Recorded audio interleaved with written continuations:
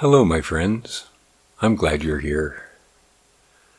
As I mentioned a few weeks ago, today marks the beginning of what I'm calling Season 2 of the podcast, the first of the change to short stories.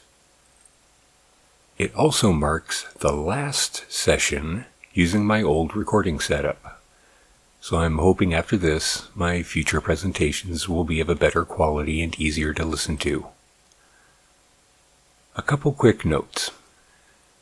This story takes place in the areas around London, much like the War of the Worlds did, and you are allowed to laugh at my mispronunciations of the villages if you're so inclined. The story also takes place on the evening before Christmas, though that's just a setting and not detrimental to the story itself. And finally, it contains a line in French. Yeah, I don't speak French, though I did attempt to research the correct pronunciation of words the line contains. I know I did a horrible job at it, and once again, I'm perfectly okay with you laughing at how bad it is. That being said, let's begin tonight's story. Once again, sleep well.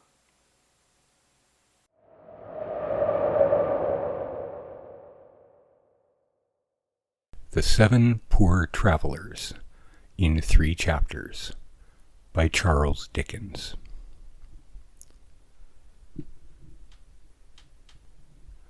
Chapter 1. In the Old City of Rochester.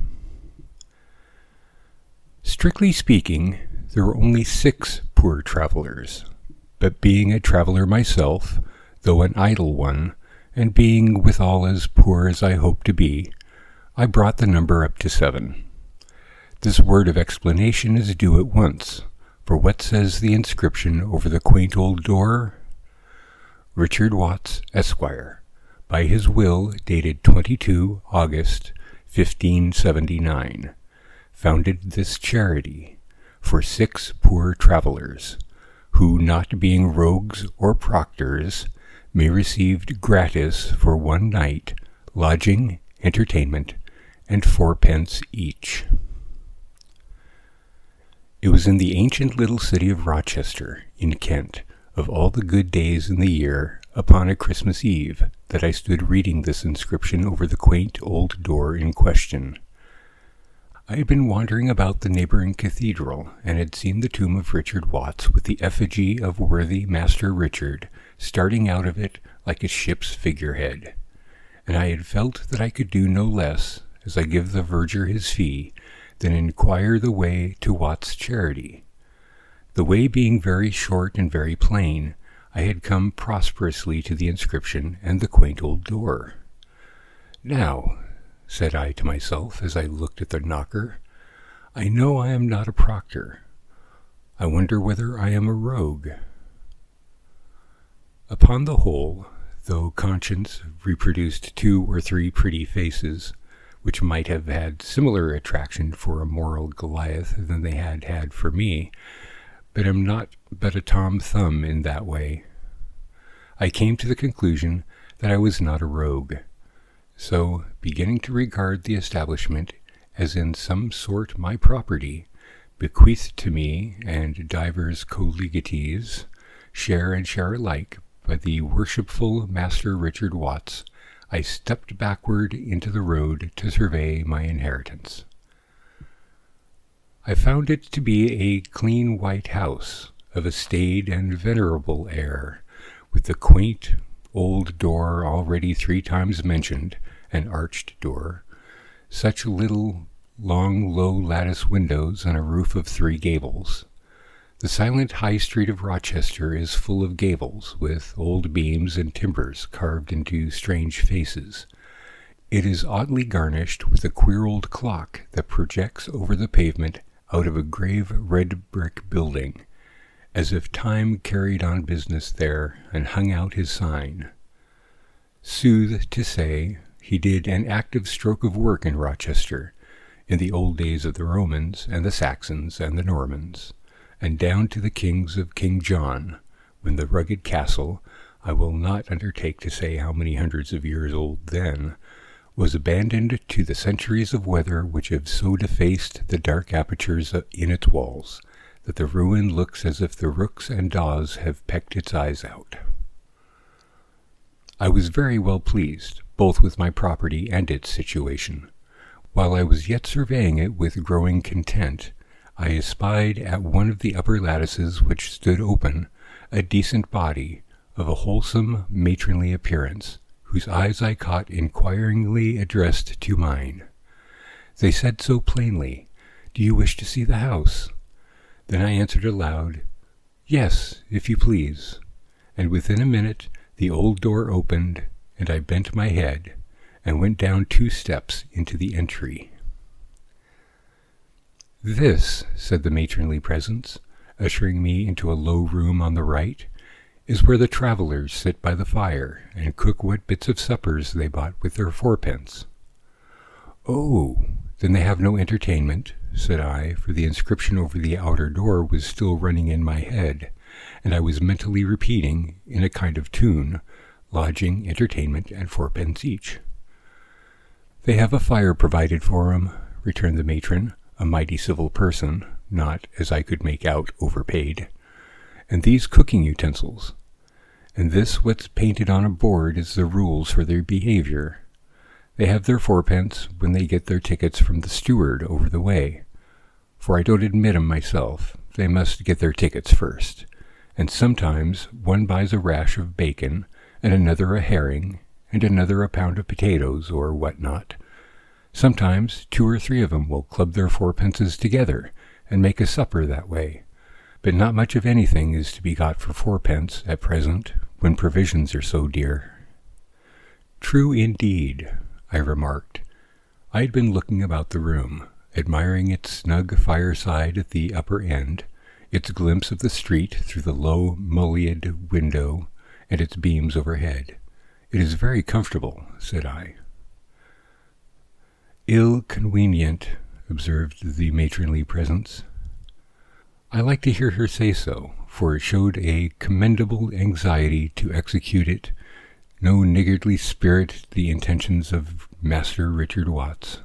But the room was really so well adapted to its purpose that I protested, quite enthusiastically, against her disparagement.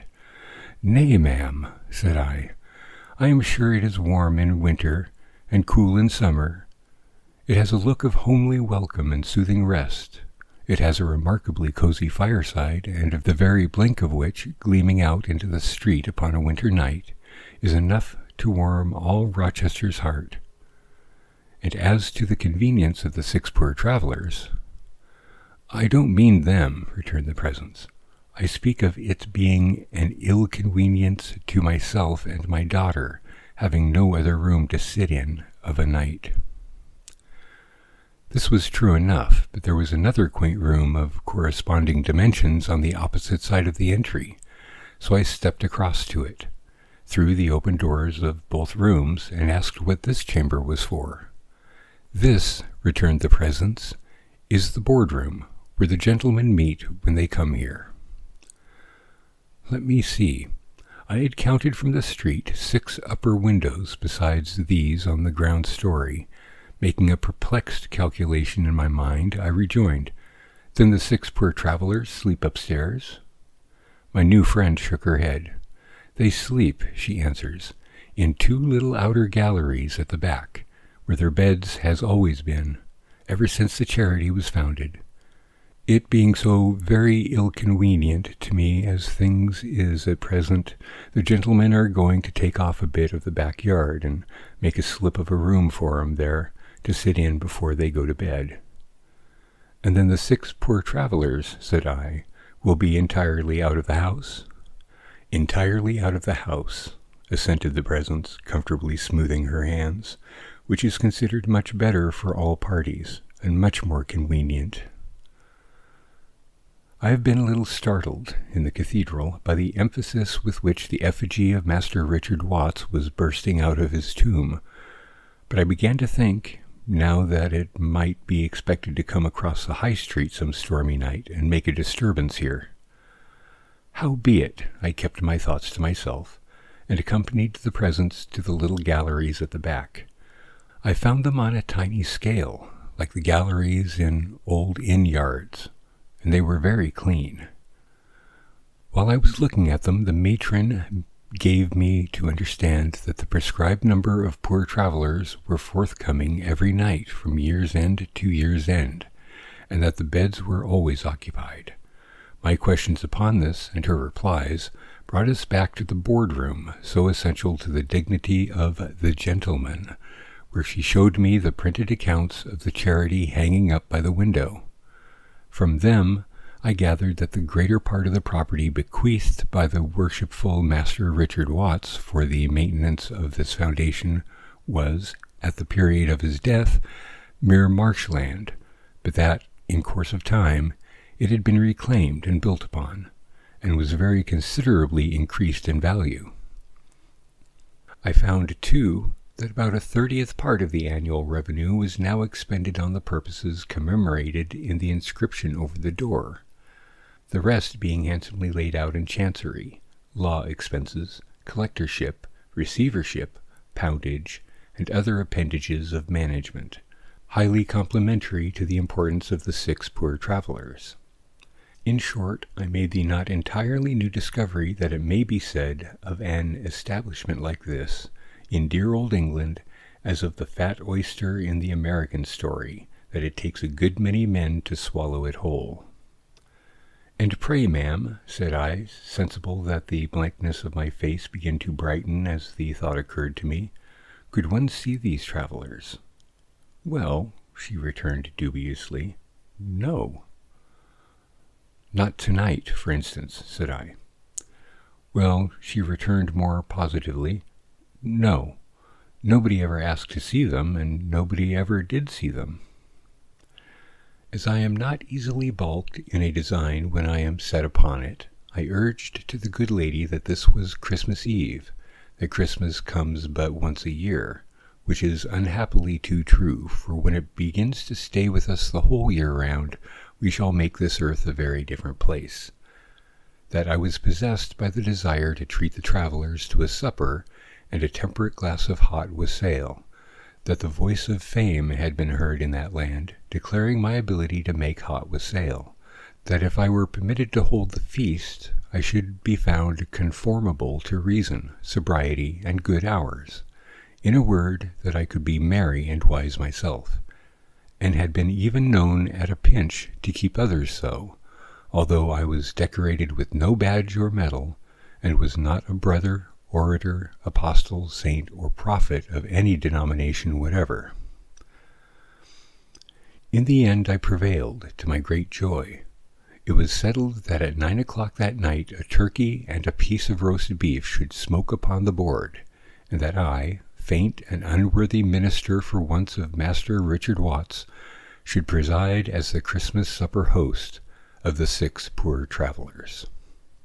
I went back to my inn to give the necessary directions for the turkey and roast beef, and during the remainder of the day could settle to nothing for thinking of the poor travelers. When the wind blew hard against the windows, it was a cold day, with dark gusts of sleet alternating with periods of wild brightness, as if the year were dying fitfully. I pictured them advancing towards their resting place along various cold roads, and felt delighted to think how little they foresaw the supper that awaited them. I painted their portraits in my mind, and indulged in little heightened touches. I made them footsore, I made them weary, I made them carry packs and bundles. I made them stop by finger-posts and milestones, leaning on their bent sticks, and looking wistfully at what was written there. I made them lose their way, and filled their 5 wits with apprehensions of lying out all night and being frozen to death. I took up my hat and went out, climbed to the top of the old castle, and looked over the windy hills that sloped down to the Medway, almost believing that I could descry some of my travelers in the distance. After it fell dark, and the cathedral bell was heard in the invisible steeple, quite a bower of frosty rime when I had last seen it, striking 5, 6, 7, I became so full of my travelers that I could eat no dinner, and felt constrained to watch them still in the red coals of my fire. They were all arrived by this time, I thought, had got their tickets and were gone in. There my pleasure was dashed by the reflection that probably some travelers had come too late and were shut out. After the cathedral bell had struck 8, I could smell a delicious savor of turkey and roast beef rising to the window of my adjoining bedrooms, which looked down into the inn-yard just where the lights of the kitchen reddened a massive fragment of the castle wall. It was high time to make the wassail now. Therefore I had up the materials, which, together with their proportions and combinations, I must decline to impart, as the only secret of my own I was ever known to keep, and made a glorious jorum. Not in a bowl, for a bowl anywhere, but on a shelf is a low superstition, fraught with cooling and slopping, but in a brown earthenware pitcher tenderly suffocated, when full, with a coarse cloth. It being now upon the stroke of 9, I set out for Watts's Charity, carrying my brown beauty in my arms. I would trust Ben, the waiter, with untold gold, but there are strings in the human heart which must never be sounded by another, and drinks that I make myself are those strings in mine. The travellers were all assembled. The cloth was laid, and Ben had brought a great billet of wood, and had laid it artfully on the top of the fire, so that a touch or two of the poker after supper would make a roaring blaze. Having deposited my brown beauty in a red nook of the hearth, inside the fender, where she soon began to sing like an ethereal cricket, diffusing at the same time odors as of ripe vineyards, spice forests, and orange groves, I say, having stationed my beauty in a place of security and improvement, I introduced myself to my guests by shaking hands all around and giving them a hearty welcome. I found the party to be thus composed. Firstly, myself. Secondly, a very decent man indeed, with his right arm in a sling, who had a certain clean, agreeable smell of wood about him, from which I judged him to have something to do with shipbuilding. Thirdly, a little sailor boy, a mere child, with a profusion of rich dark brown hair, and deep womanly-looking eyes. Fourthly, a shabby genteel personage in a threadbare black suit, and apparently in very bad circumstances, with a dry, suspicious look, the absent buttons on his waistcoat eked out with red tape, and a bundle of extraordinarily tattered papers sticking out of an inner breast pocket. Fifthly, a foreigner by birth, but an Englishman in speech, who carried his pipe in the band of his hat, and lost no time in telling me, in an easy, simple, engaging way, that he was a watchmaker from Geneva, and travelled all about the continent, mostly on foot, working as a journeyman and seeing new countries. Possibly, I thought, also smuggling a watch or so, now and then. Sixthly, a little widow, who had been very pretty and was still very young, but whose beauty had been wrecked in some great misfortune, and whose manner was remarkably timid, scared, and solitary. Seventhly, and lastly, a traveller of a kind familiar to my boyhood, but now almost obsolete, a book peddler, who had a quantity of pamphlets and numbers with him, and who presently boasted that he could repeat more verses in an evening than he could sell in a 12-month. All these I have mentioned in the order in which they sat at table. I presided, and the matronly presence faced me, and we were not long in taking our places, for the supper had arrived with me in the following procession. Myself with the pitcher, Ben with beer, inattentive boy with hot plates, inattentive boy with hot plates, the turkey, female carrying sauces to be heated on the spot, the beef, man with tray on his head containing vegetables and sundries, volunteer hostler from hotel grinning and rendering no assistance.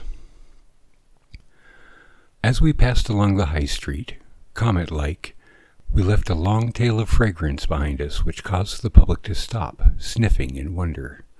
We had previously left at the center of the courtyard a wall-eyed young man connected with the fly department, and well accustomed to the sound of a railway whistle, which Ben always carries in his pocket, whose instructions were, so soon as he should hear the whistle blown, to dash into the kitchen, seize the hot plum pudding and mince pies, and speed with them to Watt's Charity, where they would be received, he was further instructed, by the sauce female, who would be provided with brandy in a blue state of combustion. All these arrangements were executed in the most exact and punctual manner. I never saw a finer turkey, finer beef, or greater prodigality of sauce and gravy, and my travelers did wonderful justice to everything set before them. It made my heart rejoice to observe how their wind and frost-hardened faces softened in the clatter of plates and knives and forks, and mellowed in the fire and supper heat, while their hats and caps and wrappers hanging up, a few small bundles on the ground in a corner, and in another corner 3 or 4 old walking sticks, worn down at the end to mere fringe, linked the smug interior with the bleak outside in a golden chain. When supper was done, and my brown beauty had been elevated on the table, there was a general requisition to me to take the corner, which suggested to me comfortably enough how much my friends here made of a fire. For when had I ever thought so highly of the corner, since the days when I connected it with Jack Horner? However, as I declined, Ben, whose touch on all convivial instruments is perfect, drew the table apart, and instructing my travelers to open right and left on either side of me, and form round the fire, closed up the center with myself and my chair, and preserved the order we had kept at table. He had already, in a tranquil manner, boxed the ears of the inattentive boys, until they had been, by imperceptible degrees, boxed out of the room, and he now rapidly skirmished the sauce female into the high street, disappeared, and softly closed the door. This was the time for bringing the poker to bear on the billet of wood. I tapped it 3 times, like an enchanted talisman, and a brilliant host of merrymakers burst out of it, and sported off by the chimney, rushing up the middle in a fiery country dance, and never coming down again. Meanwhile, by their sparkling light, which threw our lamp into the shade, I filled the glasses and gave my travelers, "Christmas, Christmas Eve, my friends."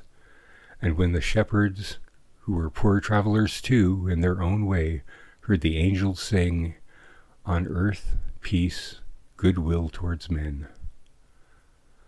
I don't know who was the first among us to think that we ought to take hands as we sat, in deference to the toast, or whether any one of us anticipated the others, but at any rate we all did it. We then drank to the memory of the good Master Richard Watts, and I wish his ghost may never have had worse usage under that roof than it had from us. It is the witching time for storytelling. Our whole life, travelers, said I, is a story more or less intelligible, generally less, but we shall read it by a clear light when it is ended. I, for one, am so divided this night between fact and fiction that I scarce know which is which. Shall I beguile the time by telling you a story as we sit here? They all answered yes.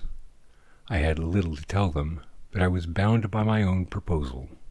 Therefore, after looking for a while at the spiral column of smoke wreathing up from the brown beauty, through which I could have almost sworn I saw the effigy of Master Richard Watts, less startled than usual, I fired away.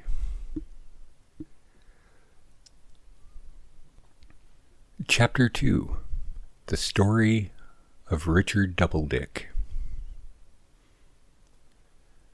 In the year 1799, a relative of mine came limping down on foot to this town of Chatham.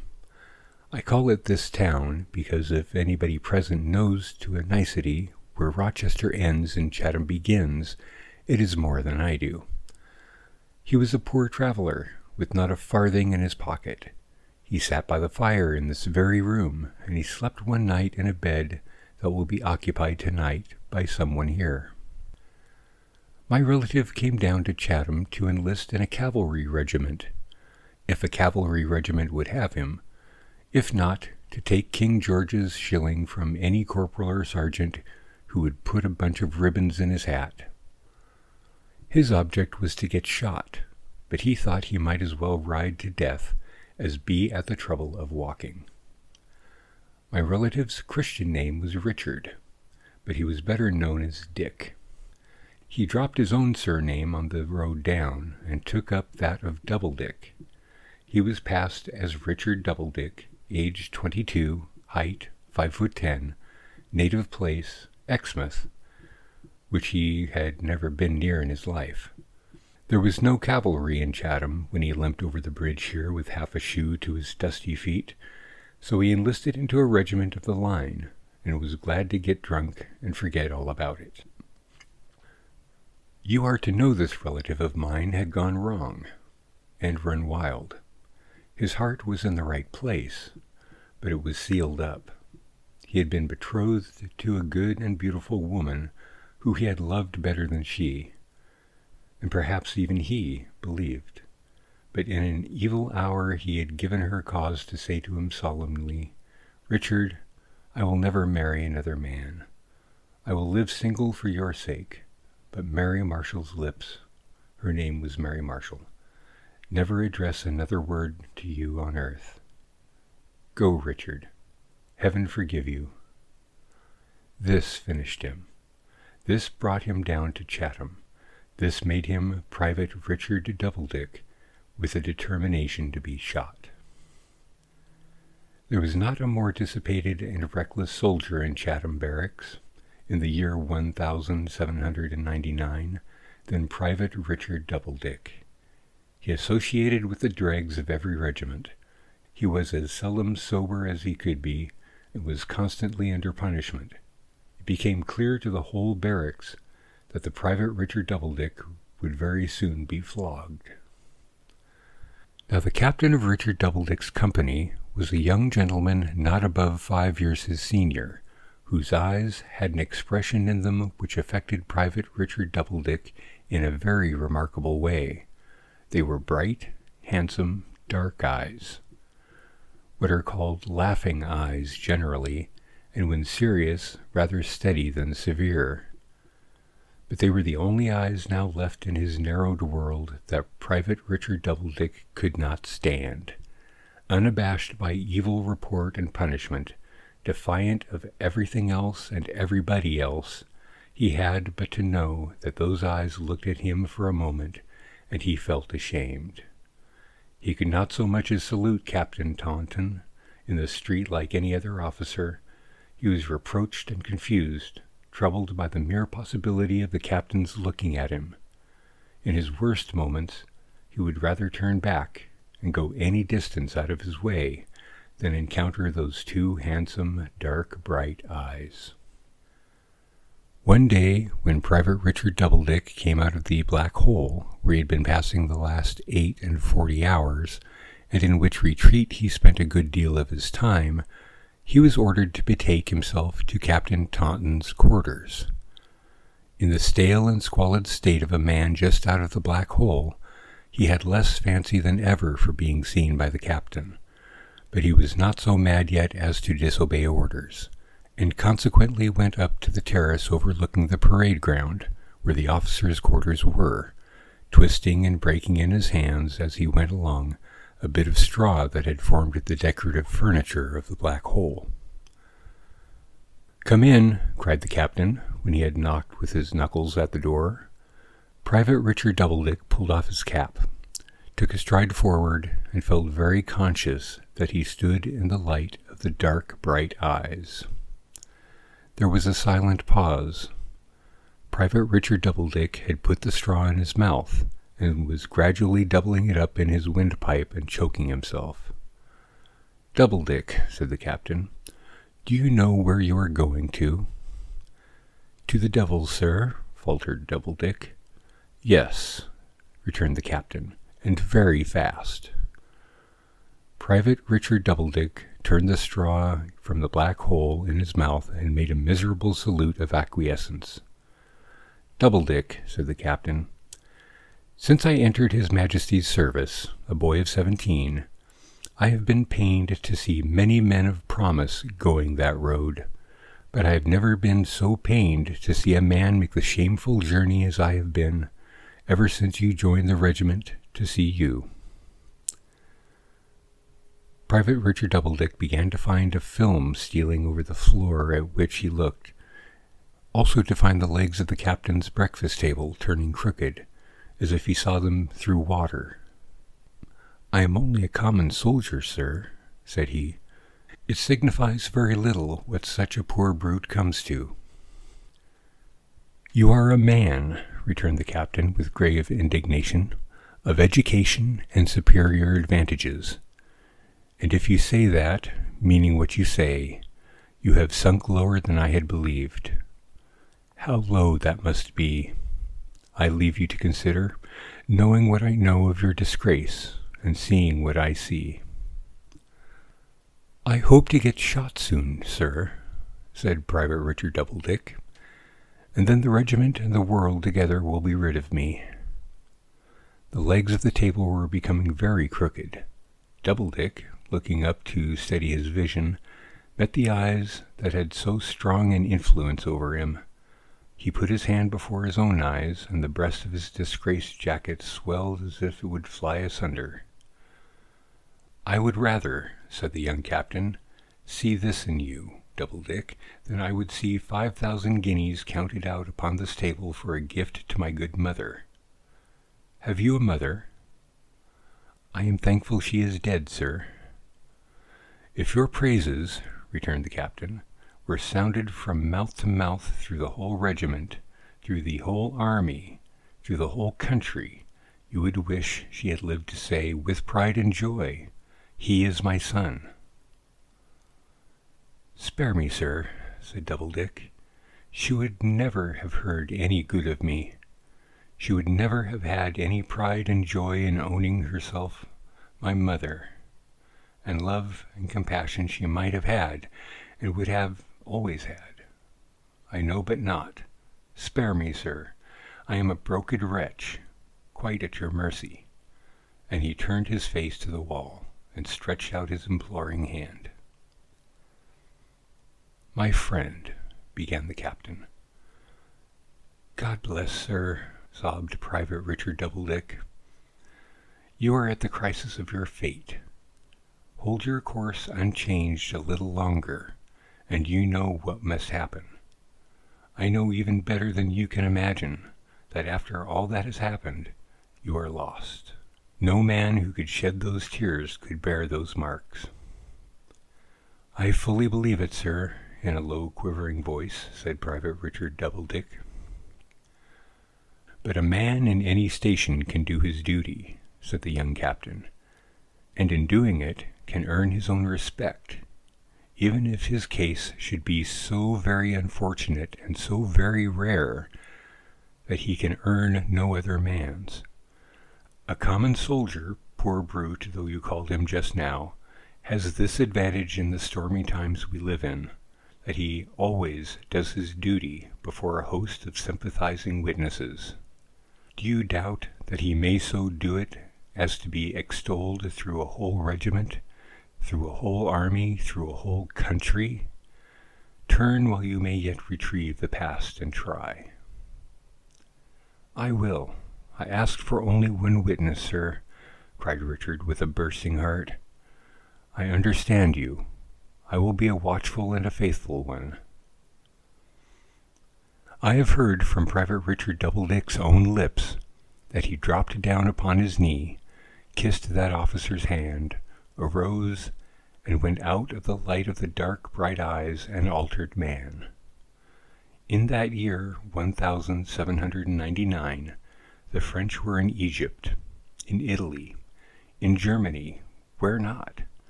Napoleon Bonaparte had likewise begun to stir against us in India, and most men could read the signs of the great troubles that were coming on. In the very next year, when we formed an alliance with Austria against him, Captain Taunton's regiment was on service in India, and there was not a finer non-commissioned officer in it, no, nor in the whole line, than Corporal Richard Doubledick. In 1801, the Indian army were on the coast of Egypt. Next year was the year of the proclamation of the short peace, and they were recalled.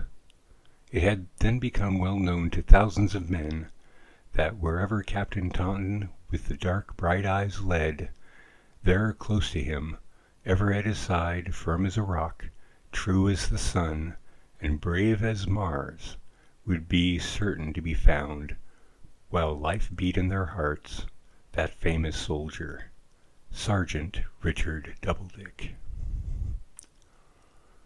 1805, besides being the great year of Trafalgar, was a year of hard fighting in India. That year saw such wonders done by a sergeant major, who cut his way single-handed through a solid mass of men, recovered the colors of his regiment, which had been seized from the hand of a poor boy shot through the heart, and rescued his wounded captain, who was down and in a very jungle of horses' hoofs and sabres, saw such wonders done, I say, by this brave sergeant major, that he was specially made the bearer of the colors he had won, and Ensign Richard Doubledick had risen from the ranks. Sorely cut up in every battle, but always reinforced by the bravest of men, for the fame of following the old colors shot through and through with Ensign Richard Doubledick had saved, inspired all breasts. This regiment fought its way through the Peninsular War, and up to the investment of Babajos in 1812. Again and again it had been cheered through the British ranks until the tears had sprung into men's eyes at the mere hearing of the mighty British voice, so exultant in their valor, and there was not a drummer boy but knew the legend, that wherever the two friends, Major Taunton with the dark bright eyes and Ensign Richard Doubledick, who was devoted to him, were seen to go, there the boldest spirits in the English army became wild to follow. One day at Babajos, not in the great storming, but in repelling a hot sally of the besieged upon our men at work in the trenches who had given way, the two officers found themselves hurrying forward, face to face, against a party of French infantry who made a stand. There was an officer at their head, encouraging his men, a courageous, handsome, gallant officer of 35, whom Doubledick saw hurriedly, almost momentarily, but saw well. He particularly noticed this officer waving his sword and rallying his men with an eager and excited cry, when they fired in obedience to his gesture, and Major Taunton dropped. It was over in 10 minutes more, and Doubledick returned to the spot where he had laid the best friend man ever had on a coat spread upon the wet clay. Major Taunton's uniform was opened at the breast, and on his shirt were 3 little spots of blood. "Dear Doubledick," he said, "I am dying." "For the love of heaven, no!" exclaimed the other, kneeling down beside him and passing his arm round his neck to raise his head. "Taunton, my preserver, my guardian angel, my witness, dearest, truest, kindest of human beings, Taunton, for God's sake." The bright dark eyes, so very, very dark now in the pale face, smiled upon him, and the hand he had kissed 13 years ago laid itself fondly on his breast. "Write to my mother. You will see home again. Tell her how we became friends. It will comfort her, as it comforts me." He spoke no more, but faintly signed for a moment towards his hair as it fluttered in the wind. The ensign understood him. He smiled again when he saw that, and gently turning his face over on the supporting arm as if for rest, died, with his hand upon the breast in which he had revived a soul. No dry eye looked on Ensign Richard Doubledick that melancholy day. He buried his friend in the field and became a lone, bereaved man. Beyond his duty, he appeared to have but two remaining cares in life. One, to preserve the little packet of hair he was to give to Taunton's mother. The other, to encounter that French officer who had rallied the men under whose fire Taunton fell. A new legend began to circulate among our troops, and it was that when he and the French officer came face to face once more, there would be weeping in France. The war went on, and through it went the exact picture of the French officer on the one side and the bodily reality upon the other, until the Battle of Toulouse was fought. In the returns sent home appeared these words: "Severely wounded, but not dangerously, Lieutenant Richard Doubledick." At midsummer time, in the year 1814, Lieutenant Richard Doubledick, now a brown soldier, 37 years of age, came home to England invalidated. He brought the hair with him, near his heart. Many a French officer had he seen since that day, many a dreadful night, in searching with men and lanterns for his wounded, had he relieved French officers lying disabled. But the mental picture and the reality had never come together. Though he was weak and suffered pain, he lost not an hour in getting from Frome, in Somersetshire, where Taunton's mother lived, in the sweet, compassionate words that naturally present themselves to the mind tonight. He was the only son of his mother, and she was a widow. It was a Sunday evening, and the lady sat in her quiet garden window, reading the Bible, reading to herself in a trembling voice that very passage in it, as I have heard him tell. He heard the words, "Young man, I say unto thee, arise." He had to pass the window, and the bright, dark eyes of his debased time seemed to look at him. Her heart told her who he was. She came to the door quickly and fell upon his neck. "He saved me from ruin, made me a human creature, won me from infamy and shame. O God, forever bless him. As he will, he will." "He will," the lady answered. "I know he is in heaven." Then she piteously cried, "But oh, my darling boy, my darling boy." Never from the hour when Private Richard Doubledick enlisted at Chatham had the private, corporal, sergeant, sergeant major, ensign, or lieutenant breathed his right name, or the name of Mary Marshall, or a word of the story of his life, into any ear except his reclaimers. That previous scene in his existence was closed. He had firmly resolved that his expiation should be to live unknown, to disturb no more the peace that had long grown over his old offenses, to let it be revealed, when he was dead, that he had striven and suffered, and had never forgotten. And then, if they could forgive him and believe him, well, it would be time enough. Time enough.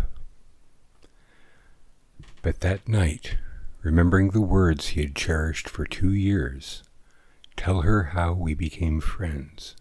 It will comfort her, as it comforts me," he related everything. It gradually seemed to him as if in his maturity he had recovered a mother. It gradually seemed to her as if in her bereavement she had found a son. During his stay in England, the quiet garden into which he had slowly and painfully crept, a stranger, became the boundary of his home. When he was able to rejoin his regiment in the spring, he left the garden, thinking was this indeed the first time he had ever turned his face towards the old colors with a woman's blessing. He followed them, so ragged, so scarred and pierced now that they would scarcely hold together, to Quatre Bras and Ligny.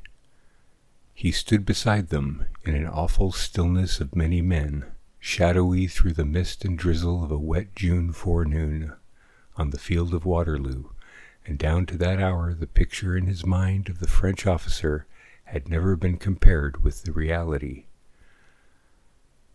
The famous regiment was in action early in the battle, and received its first check in many an eventful year, when he was seen to fall.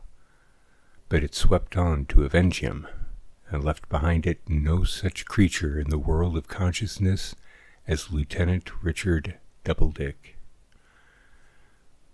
Through pits of mire and pools of rain, along deep ditches, once roads that were pounded and plowed to pieces by artillery, heavy wagons, tramp of men and horses, and the struggle of every wheeled thing that could carry wounded soldiers, jolted among the dying and the dead, so disfigured by blood and mud as to be hardly recognizable for humanity, undisturbed by the moaning of men and the shrieking of horses, which, newly taken from the peaceful pursuits of life, could not endure the sight of the stragglers lying by the wayside, never to resume their toilsome journey, dead as to any sentient life that was in it, and yet alive. The form that had been Lieutenant Richard Doubledick, with whose praises England rang, was conveyed to Brussels. There it was tenderly laid down in hospital, and there it lay week after week through the long bright summer days until the harvest, spared by war, had ripened and was gathered in. Over and over again the sun rose and set upon the crowded city. Over and over again the moonlight nights were quiet on the plains of Waterloo. And all that time was a blank to what had been Lieutenant Richard Doubledick. Rejoicing troops marched into Brussels and marched out. Brothers and fathers, sisters, mothers, and wives came thronging thither, drew their lots of joy or agony, and departed. So many times a day the bells rang, so many times the shadows of the great buildings changed, so many lights sprang up at dusk, so many feet passed here and there upon the pavements, so many hours of sleep and cooler air of night succeeded. Indifferent to all, a marble face lay on a bed, like the face of a recumbent statue on the tomb of Lieutenant Richard Doubledick. Slowly laboring at last, through a long, heavy dream of confused time and place, presenting faint glimpses of army surgeons whom he knew, and of faces that had been familiar to his youth, dearest and kindest among them Mary Marshall's, with a solicitude upon it more like reality than anything he could discern, Lieutenant Richard Doubledick came back to life, to the beautiful life of a calm autumn evening sunset, to the peaceful life of a fresh, quiet room with a large window standing open, a balcony beyond, in which were moving leaves and sweet-smelling flowers, beyond again to the clear sky, with the sun full in his sight, pouring its golden radiance on his bed. It was so tranquil and so lovely that he thought he had passed into another world, and he said in a faint voice, "Taunton, are you near me?" A face bent over him, not his mother's. "I came to nurse you. We have nursed you many weeks. You were moved here long ago. Do you remember nothing?" "Nothing." The lady kissed his cheek and held his hand, soothing him. "Where is the regiment? What has happened? Let me call you Mother. What has happened, Mother?" "A great victory, dear. The war is over, and the regiment was the bravest in the field." His eyes kindled, his lips trembled, he sobbed, and the tears ran down his face. He was very weak, too weak to move his hand. "Was it dark just now?" he asked presently. "No." "It was only dark to me? Something passed away like a black shadow, but as it went, and the sun, oh, the blessed sun, how beautiful it is, touched my face, I thought I saw a light white cloud pass out at the door. Was there nothing that went out?" She shook her head, and in a little while he fell asleep, she still holding his hand and soothing him. From that time he recovered, slowly, for he had been desperately wounded in the head, and had been shot in the body, but making some little advance every day. When he had gained sufficient strength to converse as he lay in bed, he soon began to remark that Mrs. Taunton always brought him back to his own history. Then he recalled his preserver's dying words and thought, "It comforts her." One day he awoke out of his sleep, refreshed, and asked her to read to him. But the curtain of the bed, softening the light, which she always drew back when he awoke, that she might see him from the table at the bedside, where she sat at work, was held undrawn, and a woman's voice spoke, which was not hers. "Can you bear to see a stranger?" it said softly. "Will you like to see a stranger?" "Stranger," he repeated.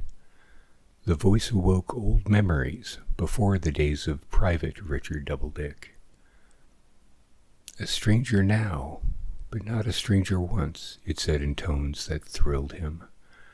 "Richard, my dear, lost through so many years. My name—" He cried out her name, "Mary!" And she held him in her arms, and his head lay on her bosom. "I am not breaking a rash vow, Richard.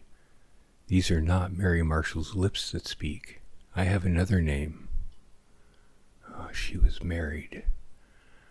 "I have another name, Richard. Did you ever hear it?" "Never." He looked into her face, so pensively beautiful, and wondered at the smile upon it through her tears. "Think again, Richard. Are you sure you never heard my altered name?" "Never." "Don't move your head to look at me, dear Richard. Let it lie here while I tell my story. I loved a generous nobleman, loved him with my whole heart, loved him for years and years, loved him faithfully, devotedly, loved him without hope of return, loved him knowing nothing of his highest qualities, not even knowing that he was alive. He was a brave soldier. He was honored and beloved by thousands of thousands. When the mother of his dear friend found me, and showed me that in all his triumphs he had never forgotten me. He was wounded in a great battle. He was brought, dying, here, into Brussels. I came to watch and tend him, as I would have joyfully gone, with such a purpose, to the dearest ends of the earth. When he knew no one else, he knew me. When he suffered most, he bore his sufferings barely murmuring, content to rush his head where yours rests now. When he lay at the point of death, he married me, that he might call me wife before he died, and the name, my dear love, that I took on that forgotten night. I know it now, he sobbed. The shadowy remembrance strengthens. It has come back. I thank heaven that my mind is quite restored. My Mary, kiss me, lull this weary head to rest, or I shall die of gratitude. His parting words were fulfilled. I see home again. Well, they were happy. It was a long recovery, but they were happy through it all.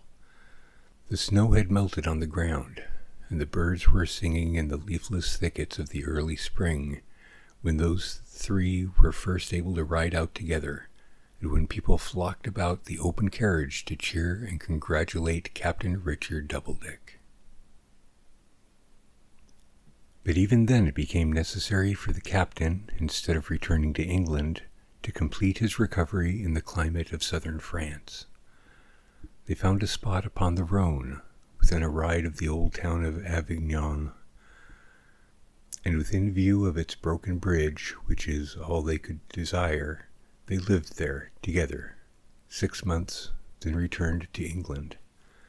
Mrs. Taunton, growing old after 3 years, though not so old as that her bright dark eyes were dimmed, and remembering that her strength had been benefited by the change, resolved to go back for a year to those parts. So she went with a faithful servant, who had often carried her son in his arms, and she was to be rejoined and escorted home at the year's end by Captain Richard Doubledick. She wrote regularly to her children, as she called them now, and they to her. She went to the neighborhood of Aix, and there, in their own chateau near the farmer's house she rented, she grew into intimacy with a family belonging to that part of France. The intimacy began in her often meeting among the vineyards a pretty child, a girl with a most compassionate heart, who was never tired of listening to the solitary English lady's stories of her poor son and the cruel wars. The family was as gentle as the child, and at length she came to know them so well that she accepted their invitation to pass the last month of her residence abroad under their roof. All this intelligence she wrote home, piecemeal as it came about from time to time, and at last enclosed a polite note from the head of the chateau, soliciting, on the occasion of his approaching mission to that neighborhood, the honor of the company of cet homme si justement célèbre, Monsieur le Capitaine Richard Doubledick. Captain Doubledick, now a hardy, handsome man in the full vigor of life, broader across the chest and shoulders than he had ever been before, dispatched a courteous reply and followed it in person, traveling through all that extent of country after 3 years of peace. He blessed the better days on which the world had fallen.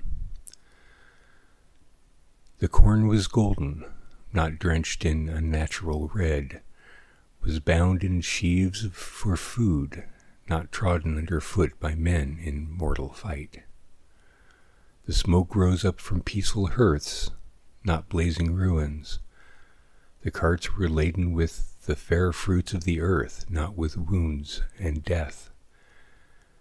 To him who had so often seen the terrible reverse, these things were beautiful indeed, and they brought him in a softened spirit to the old chateau near Aix upon a deep blue evening. It was a large chateau of the genuine old ghostly kind, with round towers and extinguishers, and a high leaden roof, and more windows than Aladdin's palace.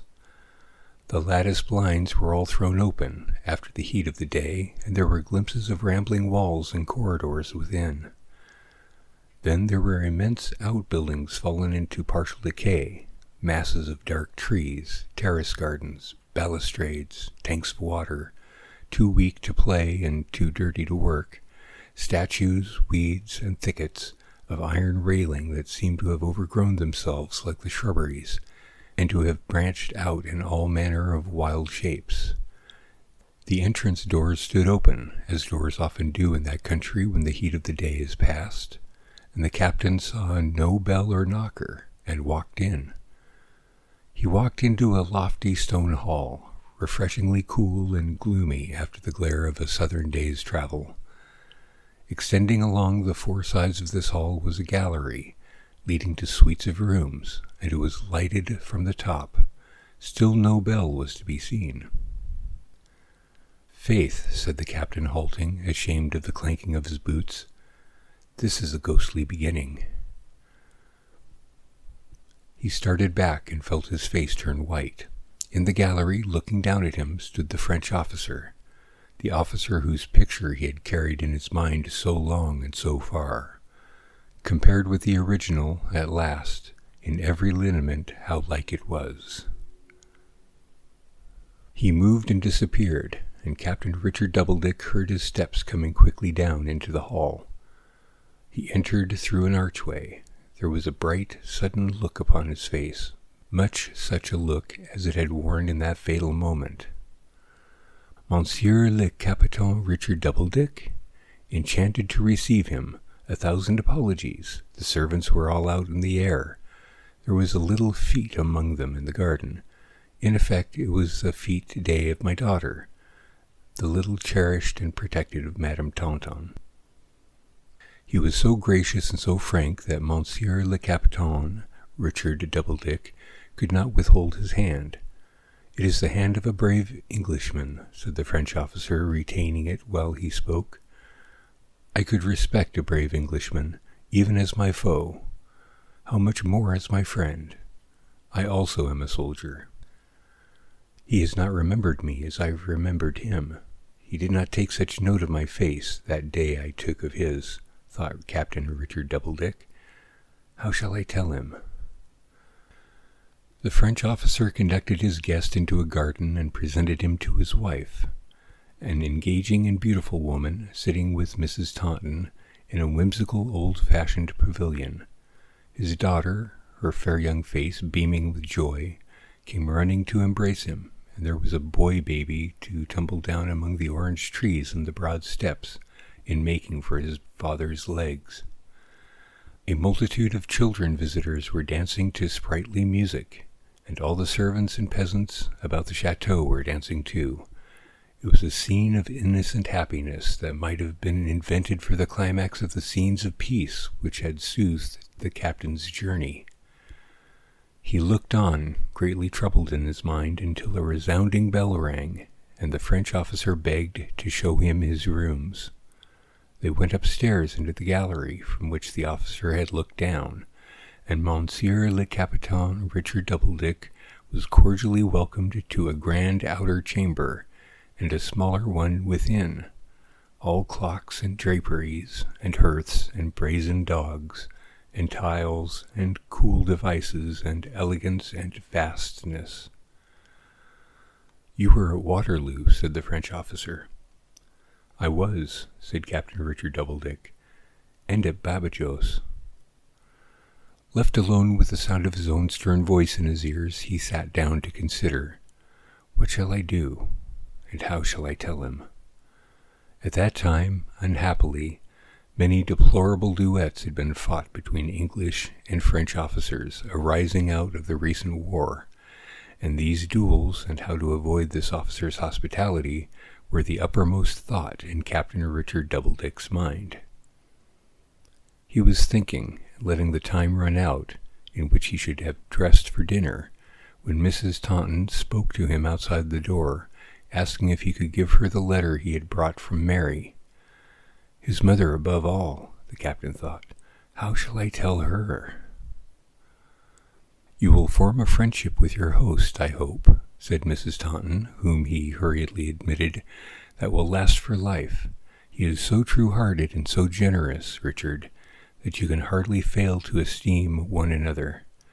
If he had been spared," she kissed, not without tears, the locket in which she wore his hair, "he would have appreciated him with his own magnanimity, and would have been very happy that the evil days were past, which made such a man his enemy."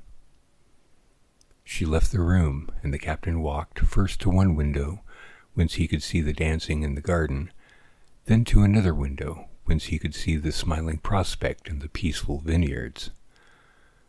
"Spirit of my departed friend," said he, "is it through thee these better thoughts are rising in my mind?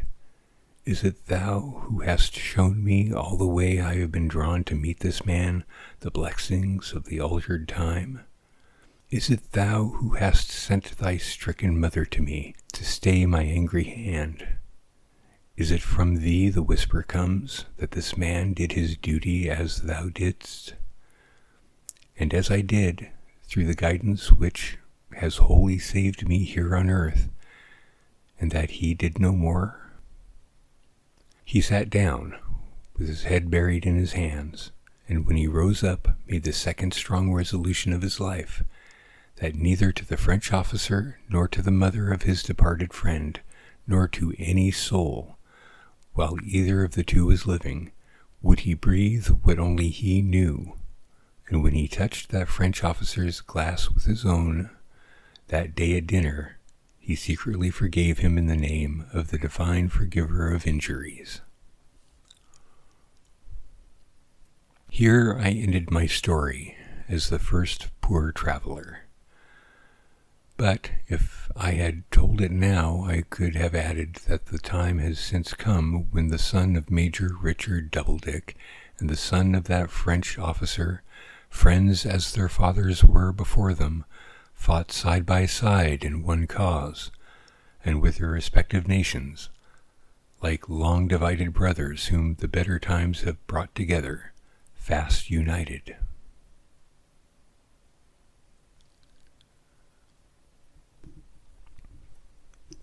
Chapter 3.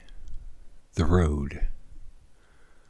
My story being finished, and the wassail too, we broke up as the cathedral bell struck 12. I did not take leave of my travelers that night, for it had come into my head to reappear in conjunction with some hot coffee at 7 in the morning. As I passed along the high street, I heard the Waits at a distance and struck off to find them. They were playing near one of the old gates of the city, at the corner of a wonderfully quaint row of red-brick tenements, which the clarionet obligingly informed me were inhabited by the minor canons. They had odd little porches over the doors, like sounding boards over old pulpits, and I thought I should like to see one of the minor canons come out upon his top stop and favor us with a little Christmas discourse about the poor scholars of Rochester, taking for his text the words of his master relative to the devouring of widows' houses.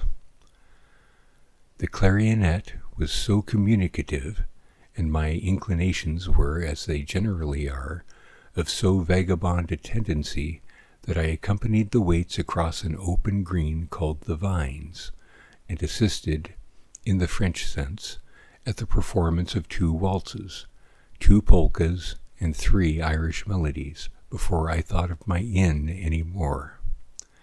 However, I returned to it then, and found a fiddle in the kitchen, and Ben, the wall-eyed young man, and 2 chambermaids, circling round the great deal table with the utmost animation. I had a very bad night.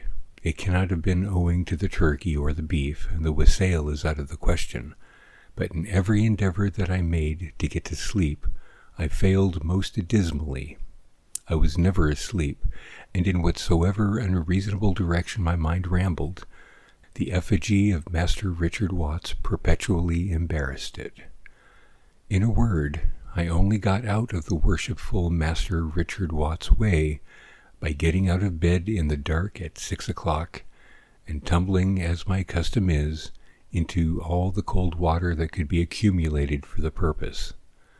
The outer air was dull and cold enough in the street when I came down there, and the one candle in the supper-room at Watts' Charity looked as pale in the burning as if it had had a bad night too. But my travelers had all slept soundly, and they took to the hot coffee and the piles of bread and butter, which Ben had arranged like deals in a timber yard, as kindly as I could desire. While it was yet scarcely daylight, we all came into the street together, and there shook hands. The widow took the little sailor towards Chatham, and where he was to find a steamboat for Sheerness. The lawyer, with an extremely knowing look, went his own way, without committing himself by announcing his intentions. 2 more snuck off by the cathedral and old castle by Maidstone, and the book peddler accompanied me over the bridge. As for me, I was going to walk by Cobham Woods, and far upon my way to London as I fancied. When I came to the stile and footpath by which I was to diverge from the main road, I bade farewell to my last remaining poor traveller, and pursued my way home. And now the mists began to rise in the most beautiful manner, and the sun to shine, and as I went on through the bracing air, seeing the hoarfrost sparkle everywhere, I felt as if all nature shared in the joy of the great birthday. Going through the woods, the softness of my tread upon the mossy ground and among the brown leaves enhanced the Christmas sacredness by which I felt surrounded. As the whitened stems environed me, I thought how the founder of the time had never raised his benignant hand, save to bless and heal, except in the case of one unconscious tree. By Cobham Hall I came to the village and the churchyard where the dead had been quietly buried, in the sure and certain hope which Christmas time inspired. What children could I see at play and not be loving of, recalling who had loved them? No garden that I had passed was out of unison with the day, for I remembered that the tomb was in a garden, and that she, supposing him to be the gardener, had said, "Sir, if thou had borne him hence, tell me where thou hast laid him, and I will take him away." In time, the distant river with the ships came in view, and with it pictures of the poor fishermen mending their nets, who arose and followed him, of the teaching of the people from a ship pushed off a little way from shore by reason of the multitude, of a majestic figure walking on the water in the loneliness of night. My very shadow on the ground was eloquent of Christmas, for did not the people lay their sick where the more shadows of the men who had heard and seen him might fall as they passed along? Thus Christmas begirt me far and near, until I had come to Blackheath, and had walked down the long vista of gnarled old trees in Greenwich Park, and was being steam-rattled through the mists now closing in once more, towards the lights of London. Brightly they shone, but not so brightly as my own fire, and the brighter faces around it, when we came together to celebrate the day. And there I told of worthy Master Richard Watts, and of my supper with the 6 poor travellers, who were neither rogues nor proctors, and from that hour to this I have never seen one of them again.